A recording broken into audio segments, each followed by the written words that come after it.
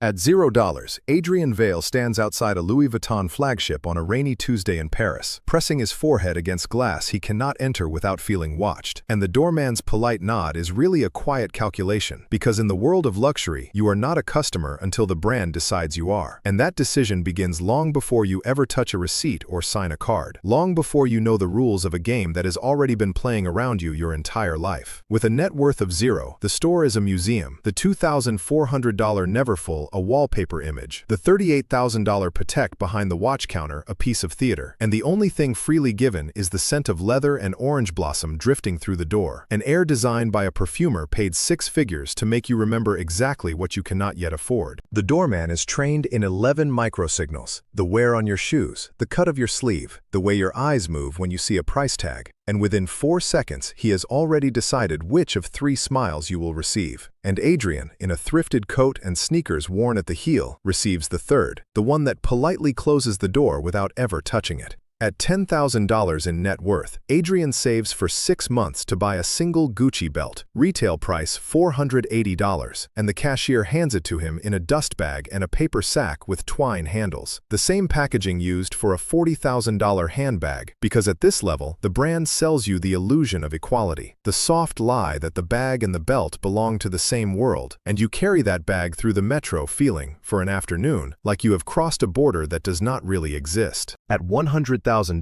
Adrian walks into the flagship for the first time as a deliberate buyer, palms damp, and is greeted by a sales associate paid roughly $58,000 a year plus commission, trained for 3 months in a Parisian academy to read shoes, watches, posture, and the particular hesitation of new money in under 4 seconds, and his entry Neverfull at $2,100 is wrapped in pale tissue, sealed with a gold sticker, and logged into a client file he does not know exists, a digital ledger every luxury house keeps on who you are, what you bought, how often you returned, and what you might one day become, a file that will follow him across continents for the rest of his life. At $500,000, the tone begins to shift. The same associate now remembers his name without checking a screen, offers espresso instead of water, asks about his last trip to Milan as though they are old acquaintances, and walks him past the public floor toward a small velvet bench where a $14,000 Saint Laurent jacket is presented like evidence in a trial, and Adrian learns that at this level, the store stops selling products and starts selling belonging. The soft myth that he is no longer a tourist in someone else's world, but a quiet resident with a borrowed key. At $1 million, the velvet bench becomes a private back room. The espresso becomes vintage champagne, and Adrian is invited to a pre-collection viewing with 12 other clients on a Thursday evening when the store is officially closed, where a Chanel handbag he wants in caviar leather, gold hardware, medium classic flap, retail $11,500, is offered alongside 3 pieces he did not come for: a $4,200 tweed jacket and $1,800 brooch, an $890 pair of ballet flats, and he learns the first real rule of the upper tiers, that the bag is no longer the purchase, the basket is, and to be served well next season he must buy generously this one. At $3 million, Hermès finally opens its quietest door, and Adrian is told the Birkin he wants in Togo leather, gold hardware, size 30, will take 18 months to arrive, not because the bag is rare in any factory sense, but because the waiting list is the brand itself, and to earn it, he must first spend roughly 2 to 3 times the bag's $12,000 retail value on scarves at $495, sandals at $920,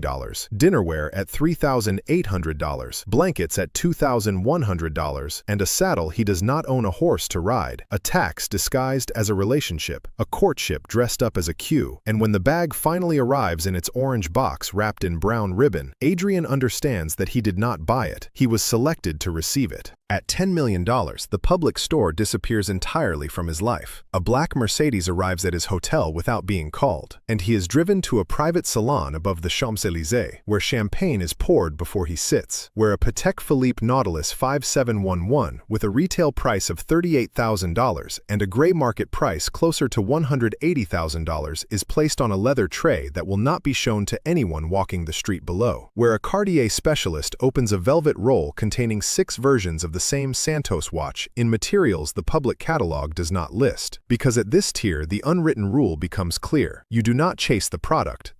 is rehearsed for you in rooms you will never see photographed. At $25 million, the relationship begins to invert. Designers and brand directors fly to him instead. A Rolls-Royce coach build specialist arrives at his estate outside Geneva with fabric swatches, walnut samples, and a small leather book of paint codes for a bespoke Phantom that will cost north of $700,000 and take 4 years to build. And a private Dior atelier sends a master tailor for a $48,000 suit fitted in his own dining room over 3 visits. The chalk marks made on his jacket without any mirror present. Because at this level, the brand no longer asks for your time. It asks for permission to spend its own on you, and the calendar quietly becomes the new currency. At $50 million, Adrian crosses into a layer most clients of luxury never see. The layer where products are offered before they are designed. Where a Bugatti consultant asks him over lunch which engine note he prefers. Where Hermès flies a horsewoman to his estate to discuss a custom saddle that doubles as the seed of a one-of-one Birkin commission. Where Aston Martin sends rendered sketches of a Valkyrie variant with his initials engraved on the carbon tub. And where a Sotheby's specialist arrives quietly with a $14 million Patek Philippe Grand Complication that has never been listed publicly, carried in a steel case handcuffed to a courier's wrist. And Adrian begins to understand that at this altitude, the brands are no longer selling him objects, they are selling him pieces of their own future inventory, betting that his name in their client book is worth more than the margin on any single watch or car. At $75 million, the invitations turn ceremonial. Louis Vuitton flies him to its Asnières atelier for a private tour where the original Vuitton family trunks are stored, where a craftsman shows him an in-progress hard case being built for an unnamed client over 14 months at a cost of $180,000 and offers him the chance to commission his own. And Dior reopens an archival pattern from 1956 to recreate a coat for his partner that was originally made for a queen. And the brand's CEO sends a handwritten note thanking him for being part of a story that began before his great-grandfather was born. Because at this level, luxury stops being a purchase and becomes inheritance prepaid, history rented in advance. At $100 million,